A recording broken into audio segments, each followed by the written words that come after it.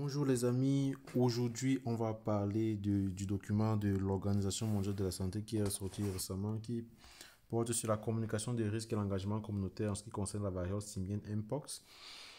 Et pour cette première vidéo, on va faire une série de vidéos. Pour cette première vidéo, on va essayer de voir de manière générale c'est quoi la variole simienne. On va voir quelques informations d'un point de vue général sur la variole simienne. Ok, ce qu'il faut savoir de manière globale déjà, c'est que le virus de la variole simienne a été identifié en 1958 chez les singes et identifié comme une maladie humaine en 1970 en République démocratique du Congo. Et plus tard, elle a apparu dans d'autres pays en Afrique de l'Est, en Afrique centrale et en Afrique de l'Ouest. Et des flammeuses se sont produites dans plus d'une centaine de pays, dans d'autres régions depuis 2022.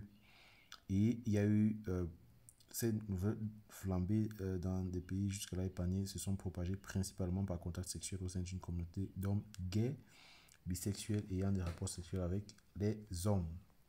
En 2023, il y a eu une épidémie galopante dans les pays d'Afrique centrale qui s'est caractérisée par un mélange complexe de flambées dû à une transmission par contact sexuel et non sexuel entre les personnes et dans certaines régions, des transmissions présumées par contact avec des gibiers sauvages ou des produits carnés. Alors, quelle est la transmission de la variole simienne? Comment est-ce que la variole simienne se transmet? Déjà, ce qu'il faut savoir, c'est que la variole simienne se transmet par d'une personne à l'autre, okay, par contact étroit avec une personne infectée. Et lorsqu'on parle de contact étroit, on parle par exemple du face-à-face, par exemple lors d'une discussion où si quelqu'un respire près d'une personne, ce qui peut entraîner dans la production des gouttelettes, derrière au sol à coup de portée, de peau à peau. Lorsque quelqu'un touche une autre personne avec ou lors des rapports vaginaux ou anaux, de bouche à bouche, de bouche à peau, ok, lors des rapports sexuels bucco-génitaux ou si l'on embrasse la peau. Donc c'est possible que le virus de la variole simienne soit présent pendant un certain temps sur des vêtements, du linge, du lit ou des toilettes, des objets ou des surfaces qui ont été touchés par une personne atteinte de la maladie. Et la variole simienne peut également se transmettre à l'être humain lors d'un contact physique avec un animal infecté, comme certaines espèces de singes ou de rongeurs, tels que l'écureuil arboricole, dans certains milieux africains où les animaux peuvent être porteurs du virus de la variole simienne. Alors, quels sont les symptômes donc de la variole simienne? Les symptômes courants sont une éruption cutanée qui ressemble à des cloques ou des lésions qui peuvent durer de 2 à 4 semaines. Elle peut s'accompagner ou être suivie de fièvre, de maux de tête, de douleurs musculaires, de douleurs dorsales, de manque d'énergie ou d'un gonflement des ganglions lymphatiques. Alors, quelles sont les personnes à risque? Les personnes à risque de la variole simienne, déjà, les risques de variole simienne vont dépendre de l'épidémiologie locale et des facteurs de transmission, c'est-à-dire certains comportements qu'on peut adopter. La plupart des cas signalés depuis 2022 dans le cadre de l'épidémie mondiale sont survenus chez les hommes ayant des rapports sexuels avec des hommes qui avaient plusieurs partenaires sexuels ou de nouveaux partenaires sexuels. Et compte tenu de la transmission interhumaine du virus dans les réseaux sociaux et sexuels de nombreux pays, les hommes ayant des rapports sexuels avec les hommes pourraient être exposés à un risque accru s'ils ont un contact étroit avec une personne infectée. Donc, les personnes qui ont des rapports sexuels avec plusieurs partenaires ou de nouveaux partenaires sont actuellement les plus à risque, y compris les travailleurs de sexe. Pour la flambée d'Afrique centrale, la situation est complexe car dans certaines régions où la variole simienne est connue depuis bien longtemps pour être endémique, les enfants de moins de 15 ans sont les plus à risque. A l'inverse, dans les zones récemment touchées, les hommes et les femmes sont plus exposés au risque de transmission sexuelle qui vient d'être reconnu dans ce contexte particulier. Dans les communautés de personnes transgenres ou de gens variants liés au même réseau sexuel risquent d'être également touchées de façon disproportionnée. Mais une personne en contact étroit avec une personne atteinte de la variole simienne est exposée à un risque. Alors, quels peuvent être les comportements de protection?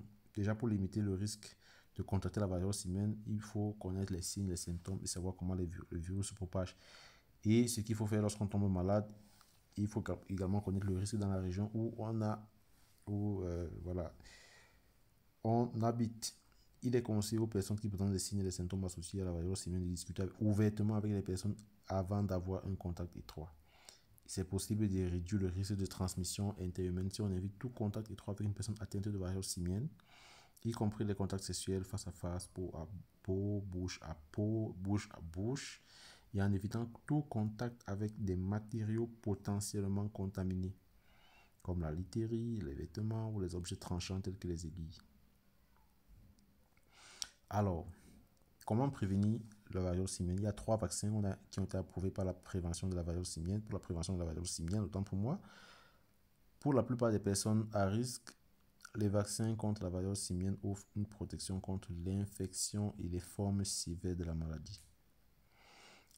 Donc, l'OMS a recommandé des vaccins pour les personnes qui ont été en contact étroit avec une personne atteinte de variole simienne, s'ils peuvent être administrés rapidement, ou pour les personnes qui présentent un risque élevé d'exposition à la maladie. La vaccination de masse n'est pas actuellement recommandée. Les vaccins sont un outil permettant de protéger les communautés contre la variole simienne et doivent être utilisés en association avec d'autres mesures de protection. Alors, pour le traitement, les traitements sont vraiment limités.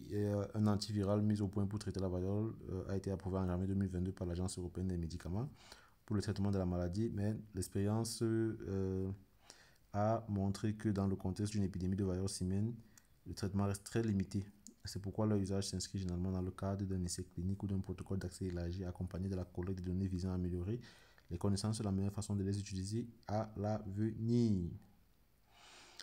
Et l'OMS a mis à disposition quelques traitements au tecovirimat dans le cadre d'un usage à titre compassionnel, en particulier pour les sujets présentant des symptômes sévères ou exposés au risque d'une maladie d'une mauvaise issue. Par exemple, les sujets immunodéprimés et les personnes vivant avec le VIH et avec une infection à VIH à un stade avancé. Donc, les personnes qui sont immunodéprimées présentent un risque plus élevé de développer une forme sévère de la maladie ou d'en mourir.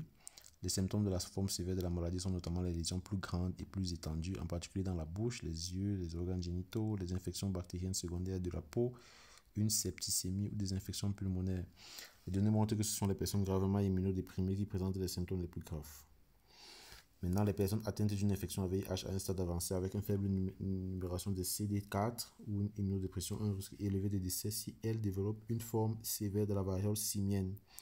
Les personnes vivant avec le VIH chez lesquelles un traitement antirétroviral permet de supprimer la charge virale ne risquent pas plus que les autres de contracter une forme grave de la variole simienne. Afin de minimiser les cas de maladies sévères, l'OMS conseille aux pays d'intégrer la prévention et les soins du VIH de la variole simienne. Et ça peut être utile d'intégrer les messages sur la variole simienne à des messages plus larges sur la santé et le bien-être sexuel, car ils peuvent toucher des communautés similaires dans de nombreux contextes. Alors voilà quelques informations sur la variole simienne qui sont données par l'Organisation mondiale de la santé. Nous on se revoit pour une autre vidéo où on va essayer de voir comment est-ce qu'on fait pour collecter les données pour mettre en place notre plan de communication des risques et engagement communautaire. Stay tuned.